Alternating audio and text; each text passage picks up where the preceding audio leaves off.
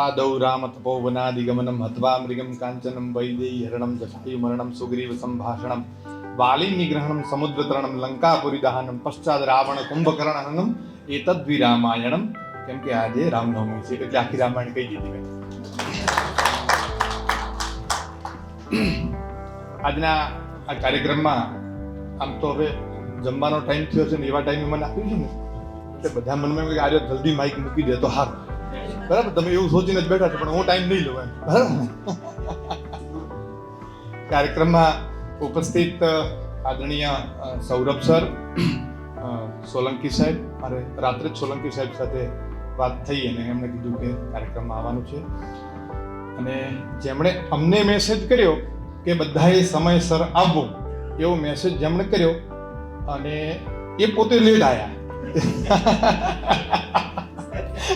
એવા ડીઓ જિલ્લા શિક્ષણાધિકારી કચેરીનું પ્રતિનિધિત્વ કરતા આદરણીય ગીતાબેન ચૌધરી સાહેબ, મહેશભાઈ, અને જેમના થકી હું સ્ટેજ ઉપર મને જેમણે પહોંચાડવાની જેમણે ભૂમિકા ભજવી છે અને મારી સામે બેઠા છે એવા મારા બીએડના અધ્યાપક આદરણીય આઈએસ મોગલ સર, આપ સૌ અને સૌ આપણા બંને બૃહદ બનાસકાંઠા જિલ્લાના સૌ શાળા સંચાલકો, પ્રિન્સિપાલ શ્રીઓ, આમ તો મોગલ સાહેબ એ પાછળ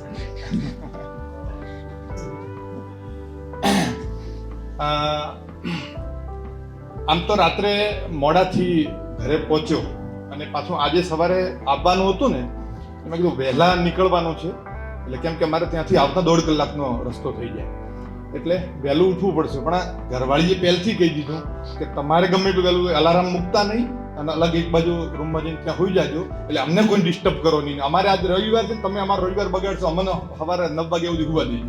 તમારે 9 વાગે જવું જાજો પણ અમને ડિસ્ટર્બ ના કરતા. એટલે તેમ છતાંય એ રીતે છૂપકે જાગીને તૈયાર થઈએ, કોઈને ડિસ્ટર્બ ન થાય તૈયાર થઈને નીકળ્યા અને સમયસર અહીંયા આવવાનો પૂરતો પ્રયત્ન કર્યો. અહીંયા આઈએએસ બનવાની જે વાત છે, આપણને સાહેબે, મહેશભાઈએ આઈએએસ બનાવવા માટેનું ખૂબ સારું વિઝન આપણને આપી દીધું અને એ વિઝન હોવું પણ જોઈએ. અને આપણા જિલ્લાના તો તમે ગાંધીનગરમાં જઈને જોશો તો તમે ગાડી લઈને નીકળ્યા હો કે ચાલતા તમે નીકળ્યા હો ને અને તમને કોઈ ચાલતો કોઈ યુવાન છોકરો સામે મળે અને તમે સહજ પૂછવાનું કે ભાઈ ક્યાંથી આવે છે એટલે તરત જ કહેશે હું બનાસકાંઠાથી આવું. ખરાઈ કરીને પાક્કું તમને, હું એમ બિલકુલ એમને નથી કહેતો એમ. તમારે નીકળવાનું, કોઈ છેલ્લો બેગ લઈને આપતો હોય, કોઈ સ્ટુડન્ટ જેવું લાગતું હોય તમને અને પૂછવાનું કે ભાઈ ક્યાંનો, એ એમ કહેશે બનાસકાંઠા. તો શું કરે અહીંયા કે તૈયારી કરું. અને ઘણી વખત એને ખબર ન હોય કે હું શેની તૈયારી કરું અને એ જવાબ એ જ આપશે હું તૈયારી કરું એમ. અને તૈયારીમાં ઘણા લોકોને ઠેકાણા પડી ગયા. બરાબર, પછી તો ઠેકાણું પડી ગયું હોય, બરાબર, અગાઈ સંબંધ પતી ગયો, લગ્ન પતી ગયું, પછી પાછા ઘરે આવીને જ કૂટતા હોય ગમે તે બીજું. બરાબર, આવી સ્થિતિઓએ આપણા જિલ્લામાં આપણને જાણવા, જોવા, સમજવા મળી રહી છે, શીખવા મળી રહી છે. અને આપણને આ આઈએએસ નું વિઝન, સાહેબે ખૂબ સારા વિઝન સાથે આપણને કીધું કે આપણે આઈએએસ અહીંથી આપણે પેદા કરવાના. પણ આઈએએસ આટલા બધા જો તમે પેદા કરશો તો આ તો બધી સરકારી જોબ છે, અમે મિલશે ક્યાં બધાને? એમ પ્રાઇવેટો એમબીબીએસ હોય તો પ્રાઇવેટ હોસ્પિટલો ચાલુ કરશે પણ મૂકશે ક્યાં? પણ તેમ છતાં પણ એ વિઝન છે, જે કહેવત છે એ પ્રમાણે કે નિશાન ચૂક માફ, નહીં માફ નીચો નિશાન. હંમેશા આપણું નિશાન ઊંચું રાખવાનું. અને તમે ઊંચું વિઝન, આપણને આજે જ એમણે ઊંચું વિઝન આપી દીધું છે કે અમે બધા બેઠા છીએ. મને બેઠા એમ થતું ના ના, હવે હું તો આઈએએસ પેદા કરવા વાળો થઈ ગયો છું. મારે જે આઈએએસ હવે બનવાનું છે, મારે તો આઈએએસ પેદા કરવાના છે. બરાબર, એવું વિઝન મારા મનમાં થઈ ગયું કે હવે મારે આઈએએસઓ બનાવવાના છે. આ વિઝનની ભેટ જે એમણે આપી છે એવા અર્લી બર્ડ આઈએએસના જેના મેનેજિંગ ડાયરેક્ટર આદરણીય મહેશભાઈને ખૂબ અભિનંદન આપું છું. એક સારો કોન્સેપ્ટ સાથે તમે અમારી સાથે આવ્યા છો અને આનો ખૂબ સારો પ્રતિસાદ અમારા જિલ્લામાંથી તમને મળશે.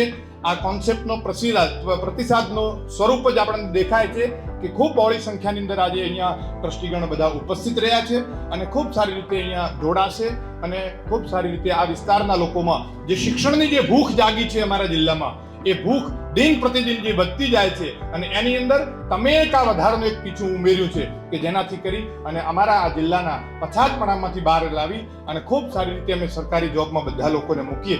સરકારી જોબ એટલા માટે છે, પૈસા તો ગમે અહીંયાથી બેને કીધું એમ કે કમાઈ જાય, પણ સરકારી નોકરી એટલે એનો ઋતબો વધી જાય, એમ એની પર્સનાલિટી અને ઋતબો આમ તેમ એ હેલ્પ એ થઈ શકે અને હેલ્પ કઈ રીતે થઈ શકે એ બધા અલગ અલગ પ્રકાર હોય, પણ એનો ઋતબો વધી જાય છે અને સમાજમાં મોભો વધી જાય છે. બરાબર, એટલે આ બધું જ હોય છે. ઘણી બધી વાત ને વિષય આજના વિષયમાં કહી શકાય એવું છે, પણ મારે તમારા બધાના પેટની ચિંતા કરવી પડી છે. આપ સૌએ મારો ત્રાસ સહન કર્યો બદલ આભાર, ધન્યવાદ. ખૂબ ખૂબ આભાર સાહેબ. હા, અને બીજી વસ્તુ કે તમે જ્યારે આવ્યા ત્યારે અહીંયા એક મેડમ પૂછતા હશે કે ઉપવાસ છે કે નહીં. એટલે ઉપવાસ હોય તો તમારું જમવાનું નથી બનાવવાનું એવું નથી. ઉપવાસ હોય તો એના માટે ફરાળનું પણ આપણે આયોજન કર્યું છે. બસ હવે આપણે અહીંયા કાર્યક્રમ પૂરો કરવા તરફ જ જઈ રહ્યા છીએ, પણ છેલ્લે પંડ્યા સાહેબની પણ એવી ઈચ્છા છે, મારે પણ કંઈક કહેવું છે ફરીથી સાહેબ.